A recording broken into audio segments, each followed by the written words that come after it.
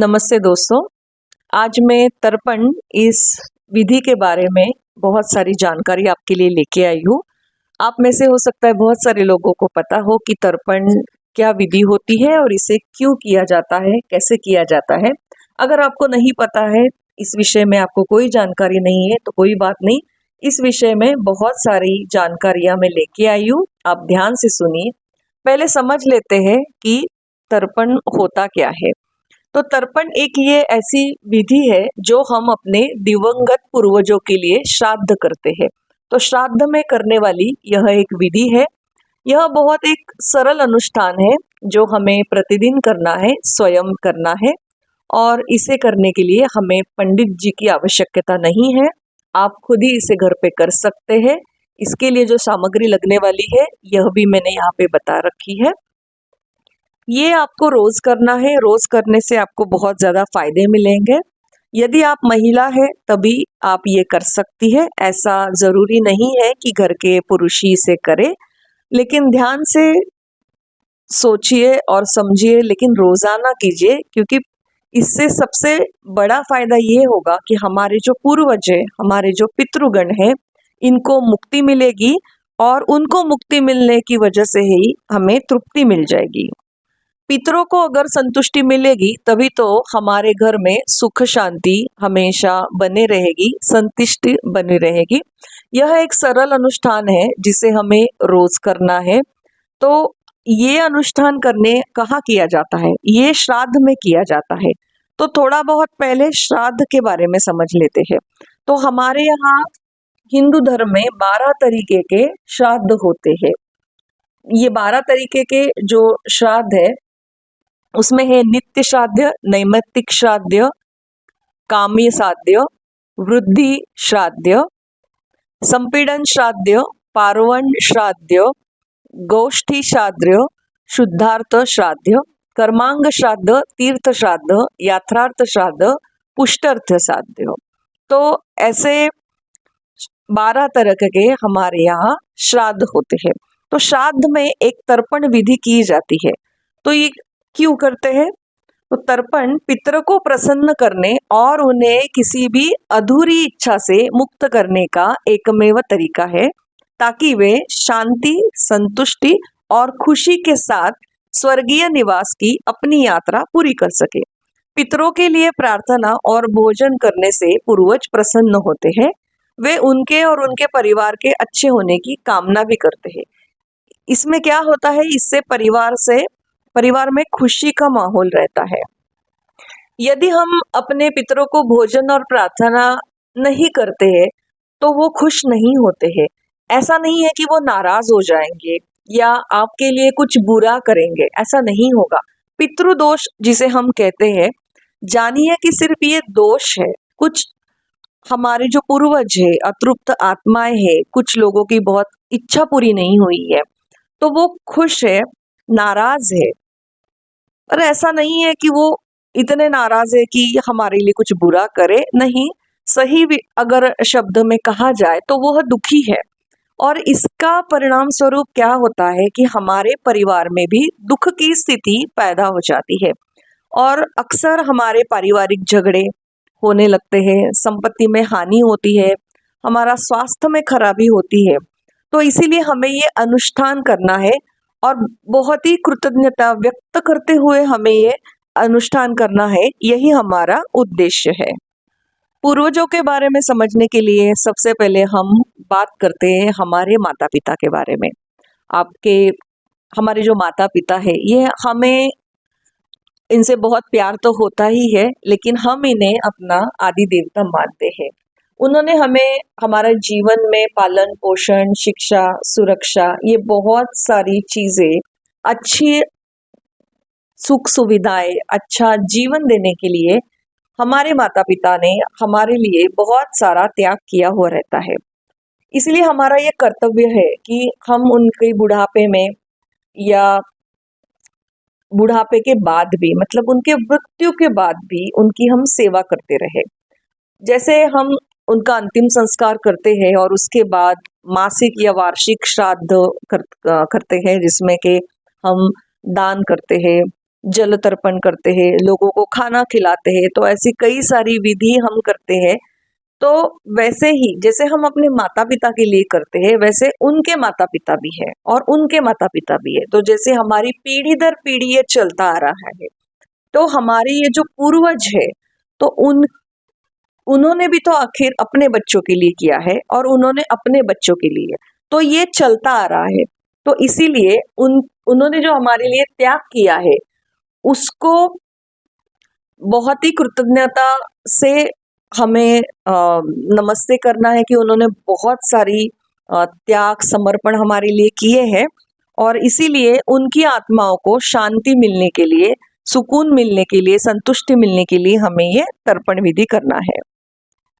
तर्पण पितरों को प्रसन्न करने का और उनकी किसी भी अधूरी इच्छा से मुक्त करने का एक तरीका है, ताकि वो शांति, संतुष्टि और खुशी के साथ रह सके। उन्हें प्रसन्न करना है हमें। पितरों को संतुष्टि मिलेगी तो ही हमें भी संतुष्टि मिलेगी। मैं मेरे चैनल में आपका स्वागत करती हूँ दोस्तों। मेरा नाम है शीतल। मैं हूँ रेकी मास्टर, टैरो रीडर और वास्तु कंसल्टेंट, क्रिस्टल हीलर और एस्ट्रोन्यूमरोलॉजिस्ट। तो चलिए, अब श्राद्ध के बारे में तो हमने समझ लिया, अब हम तर्पण के बारे में समझते हैं कि तर्पण क्या है। तर्पण ये जो शब्द है, तो ये बना है त्रुप से। त्रुप का अर्थ है संतुष्ट करना। तो तर्पण शब्द जो है वो त्रुप से बना है। त्रुप मतलब संतुष्ट करना। तो देवताओं, ऋषियों और पितरों को और मनुष्य को जल चढ़ाकर जब हम उन्हें तृप्त करते हैं, जब हम उन्हें संतुष्ट करते हैं, जल चढ़ाकर, उसे तर्पण कहते हैं। इसका उद्देश्य क्या है? पहले भी मैं जैसा कि बता चुकी हूँ, इसका उद्देश्य है कि जिन देवताओं को और पितरों को, जिनका भी हम नाम लेते हैं, वो हमारा कल्याण करे, यही हमारा उद्देश्य है। 3 तरह के तर्पण होते हैं। एक है ब्रह्म यज्ञांग, मतलब यज्ञ के समय करने वाला। दूसरा है स्नानांग, मतलब नियमित स्नान के बाद किया जाने वाला। और तीसरा तर्पण जो है वो है श्राद्धांग, मतलब श्राद्ध में किया जाने वाला तर्पण। तो कई अनुष्ठानों में ये हम करते हैं और हमें इसे करते रहना चाहिए। तर्पण करने के लिए क्या सामग्री हमें लगने वाली है, चलिए अब देखते हैं। तर्पण करने के लिए हमें ताम्र पात्र चाहिए, कॉपर से बना हुआ पात्र। उसके बाद हमें पंच पात्र चाहिए, जिसमें हम पानी लेंगे। ताम्र पात्र, पंच पात्र। उसके बाद हम लेंगे काले तिल।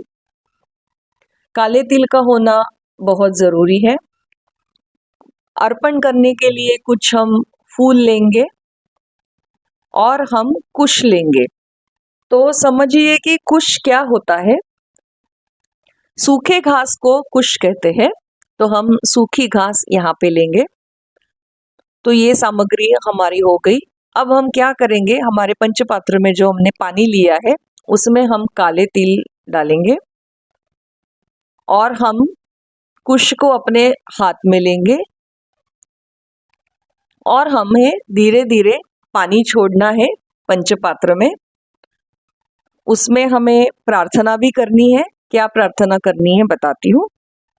देवताओं और ऋषियों को तर्पण पूर्व दिशा की ओर मुख करके करना चाहिए और हमारे मृत पूर्वजों की आत्मा के शांति के लिए हमें जो तर्पण करना है वो दक्षिण दिशा की ओर मुख करके करना चाहिए। फिर से बता देती हूँ, देवताओं ऋषियों के लिए जो तर्पण हमें करना है वो पूर्व दिशा की ओर मुख करके करना है और मृत पूर्वजों की आत्माओं के लिए जो तर्पण करना है वो हमें दक्षिण दिशा की ओर करना है। हम प्रार्थना करेंगे कि हे ज्ञात अज्ञात समस्त पितृ देवताओं, मैं आपको नमस्कार कर रही हूँ या कर रहा हूँ। मुझसे, मेरे पति पत्नी से, मेरी माँ से, पिता से, यदि वो जीवित है तो उनका नाम ले लीजिए। यदि आप एक महिला है तो आप कहिए कि मेरे माता पिता, सास ससुर और घर के सभी लोगों ने कुछ अगर गलत किया है, यदि अगर उनका कुछ करना बाकी रह गया है तो हमें माफ कर दे, और जो भी कार्य हमसे बाकी करना रह गया है वह हमसे आप करवा लीजिए। हमें ज्ञान, शक्ति और अवसर दीजिए, मार्ग दीजिए हमें कि हम यह विधि पूरी कर सके। हमें ऐसे सुराग दीजिए जिन्हें हम जान सके कि क्या आपकी इच्छाएं अधूरी है और वो सारी इच्छाएं आपकी पूरी हो जाए। आप बहुत शांति से अपनी सभी इच्छाएं हमसे पूरी कराएं। आपको शांति, मुक्ति, धर्म, मोक्ष प्राप्त हो और हमारी ओर से सभी आवश्यक कार्य हो जाए। आपका आशीर्वाद सदैव हम पर बना रहे। आपके आशीर्वाद से हमारे मार्ग और कार्य की सभी बाधाएं दूर हो जाए। यहाँ पर मैंने अपने पद्धति से प्रार्थना पढ़ी है। अगर आप चाहे तो इसमें आप अपनी ओर से भी कुछ जोड़ सकते हैं। इस प्रकार प्रार्थना करने के बाद दाहिने हाथ की हथेली में जल ले ले। अगले मंत्र के रूप में पंचपात्र में, ताम्र पात्र जो हमारा है, पंचपात्र से पानी ले ले और ताम्र पात्र में अंगूठी की तरफ से पानी छोड़ना चाहिए। पुनः हाथ में आप जल ले ले और अंगूठे की ओर मंत्र के रूप में जल छोड़े। इस क्रिया को 12 से 15 बार करें। यहाँ पे जो आपको मंत्र कहना है वो है ओम सर्वेभ्यो पितृभ्यो स्वधा नमः स्वधा तर्पयामि। ओम सर्वेभ्यो पितृभ्यो स्वधा नमः स्वधा तर्पयामि। अब हाथ मिलाए, नमस्ते कर कर कहिए ओम शांति शांति शांति। इति दिव्य पितृतर्पण अनुष्ठान समाप्तः। पितृदेवता पर्णमस्तु। अब इस पानी को आप बेसिन में डाल दीजिए। कृपया इस पानी को आप पौधों में ना डालें। हाथ जोड़कर प्रार्थना करें। ब्रह्मदेव से लेकर कीड़ों तक जितने जीव है उसमें देवता, ऋषि, पितर, मनुष्य, माता आदि पितृगण ये सभी तृप्त हो जाए। मेरे कुल की बीती हुई करोड़ों पीढ़ियों में उत्पन्न हुए जो पितर है वो ब्रह्मलोक पर्यंत 7 द्वीपों के भीतर कहीं भी निवास कर रहे हो, उनकी तृप्ति के लिए ये मेरा दिया हुआ तिल मिश्रित जल उन्हें प्राप्त हो। जो मेरे बांधव न रहे हो, जो इस जन्म में या किसी दूसरे जन्म में मेरे बांधव रहे हो, वे सभी मेरे दिए हुए जल से तृप्त हो जाए। यहाँ पे हमारी तर्पण विधि पूरी हो गई। अब इसमें एक आवश्यक बात जो है वो मैंने बताई है कि आपको कुश यहाँ पे लेना है। कुश को दरबा भी कहा जाता है। जो ये घास का सूखा हुआ कुश है जिसे हम दरबा भी कहते हैं, तो ये हमारे लिए भी काले तिल के बराबर ही आवश्यक है। अब उसको हाथ में लेने का तरीका है तो वो आप जरा थोड़ा समझ लीजिए। तो तर्पण के लिए दरबा की आवश्यकता होती है जैसा कि मैंने बताया। तो उसके लिए जो सूखी घास है दरबा की एक टहनी आवश्यकता है। देवताओं को तर्पण करने के लिए दरबा के सिरे से किया जाता है। ध्यान दीजिए, देवताओं के तर्पण के लिए दरबा के सिरे से किया जाता है। ऋषियों को तर्पण करने के लिए दरबा को बीच में मोड़कर किया जाता है। और हमारे मृत पूर्वजों की आत्माओं के लिए जो हम तर्पण करते हैं वो 2 दरबा के सिरे से और जड़ से किया जाता है। देवताओं को जल तर्पण उंगलियों से किया जाता है, जबकि ऋषियों को जल तर्पण जो है वो छोटी उंगली और तीसरी उंगली की आधार से किया जाता है। और मृत पूर्वजों के लिए जो हमें तर्पण करना है वो हाथ के अंगूठे से किया जाता है और पहली उंगली का बीच का भाग। तो प्रत्येक देवताओं के लिए 1 मुट्ठी जल ले लें आप, ऋषियों के लिए 2 मुट्ठी ले लें और मृत पूर्वजों की आत्माओं के लिए 3 मुट्ठी जल ले लें आप। अपनी माँ, दादी और परदादी के लिए भी 3 मुट्ठी का प्रयोग करें। माँ, दादी, परदादी इन्हें छोड़ के अगर अन्य कोई महिलाएं हैं तो उनके लिए मात्र आपको 1 मुट्ठी पानी का ही प्रयोग करना चाहिए। तो दोस्तों यहाँ पे हमारी ये विधि पूर्ण हो गई। तो आपने समझ लिया है कि ये क्यों जरूरी है और कितना जरूरी है। करने के लिए बहुत ही आसान तरीका है। नहाने के बाद आपको रोज करना है। रोज ये विधि पूरी होने के बाद 2 से 3 मिनट में आपकी ये विधि पूरी हो जाएगी। इसके बाद आप भगवान हाथ पैर धो के फिर आप भगवान की पूजा कर सकते हैं। तो ये आप आवश्यक जरूर कीजिए, कल से ही आप शुरू कर दीजिए। आप देखिए आपको कैसा लग रहा है। आपको अगर अच्छा अनुभव आया तो आप कृपया करके अपना अनुभव मेरे साथ आप जरूर शेयर करें और बताएं कि आपको कैसा महसूस हो रहा है। अगले वीडियो में कुछ और जानकारी मैं आपसे ज़रूर लेके आऊँगी। आपको मेरा ये वीडियो पसंद आया हो, ये जानकारी आपको अच्छी लग रही हो, तो आप मेरे चैनल को ज़रूर सब्सक्राइब कीजिए, वीडियो को ज़रूर लाइक कीजिए। धन्यवाद।